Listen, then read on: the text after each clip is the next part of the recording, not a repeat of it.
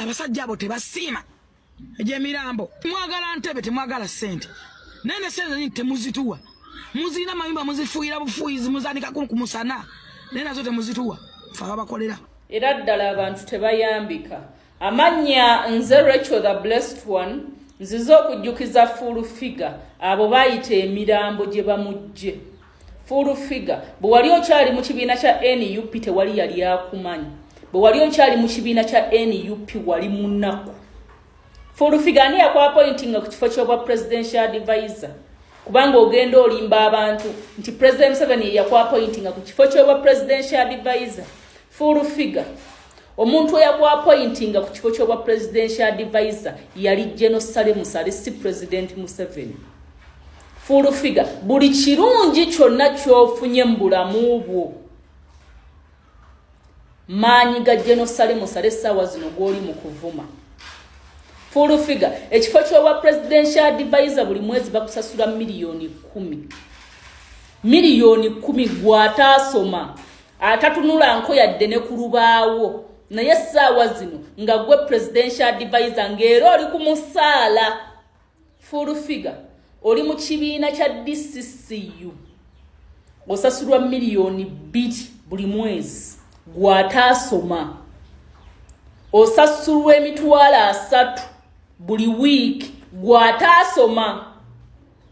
full figure ni yali akumanyi singa si General Sale Musale essaawa zino gw'oli mu kuvuma full figure bwe baali bakakwapointinga ku kifo ky'obwa presidential advisor baakuwa emmotoka ebalirwamu miliyoni 5 gw'ataasoma tatunula nku yadde ne ku lubaawo ani yali akumanyi singa si General Sale Musale bannanga abantu temuyambika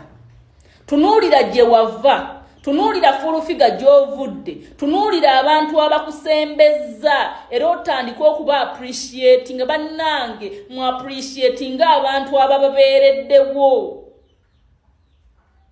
musiima abantu abababeereddewo full figure wali munaku nga tewali akumanyi essaawa zino otuula ku mmeeza n'abalangira essaawa zino oyingira buli mu woofiisi ya muntu ategerekeka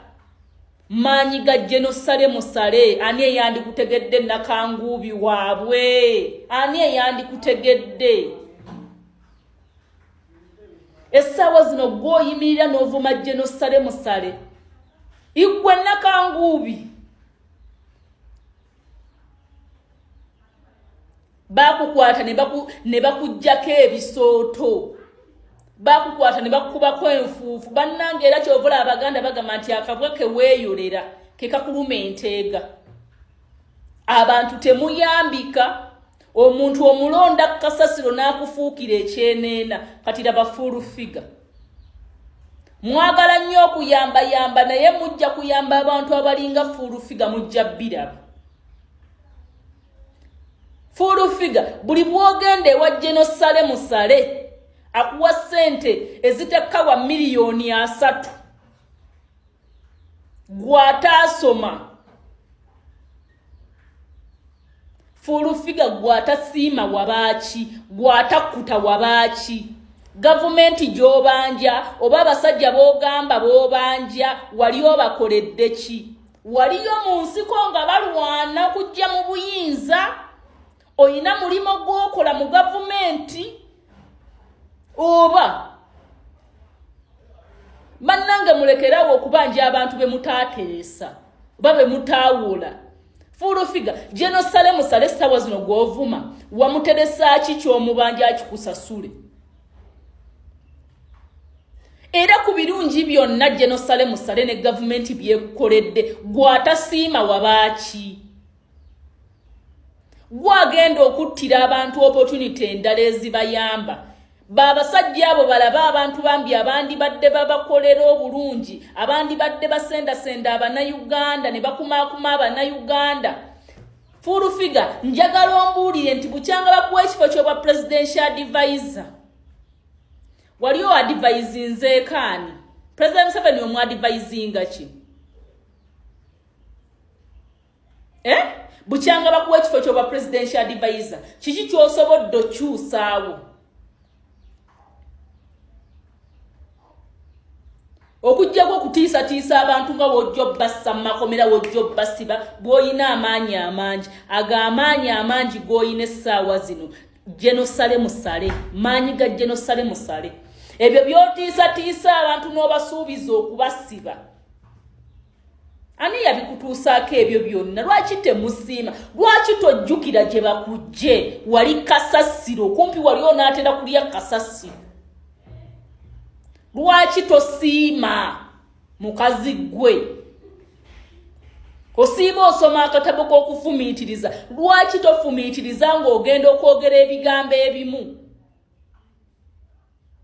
bannange era kyova olaba bagamba nti okusomako kirungi kubanga waliwo ebigambo by'otasobola kwogera nga wasomako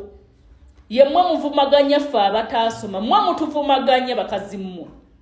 kati muwulire ebigambo byavuddemu eby'ekisirusiru bwe wali mu NUP walina kirungi ki fulufiga wali osikirizaani nga wali okyali mu NUP kiki wali oyinza okuyimirira n'otugamba gwe singa simaanyi ga genosale musale fulufiga wandibadde otunula otya ku ssaawa zino singa simaanyi ga genosale musale wandibadde otunula otya ku ssaawa zino fulufiga musiime mulimu abantu abakoze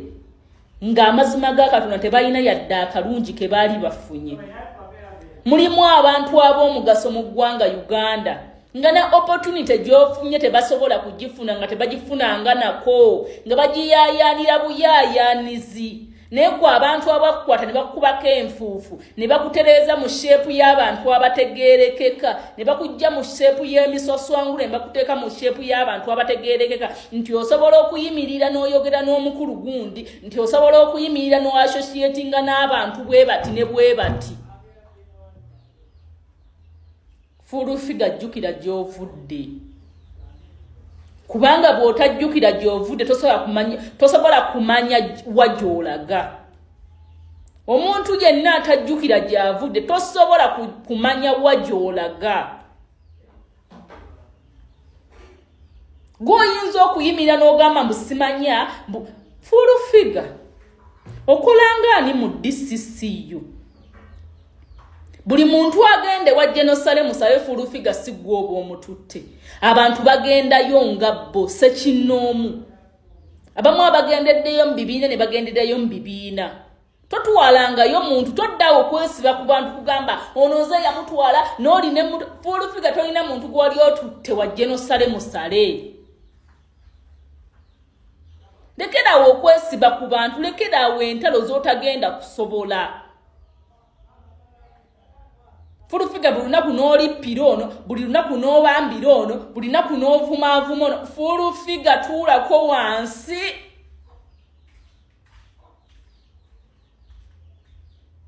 nze Rachel the blessed one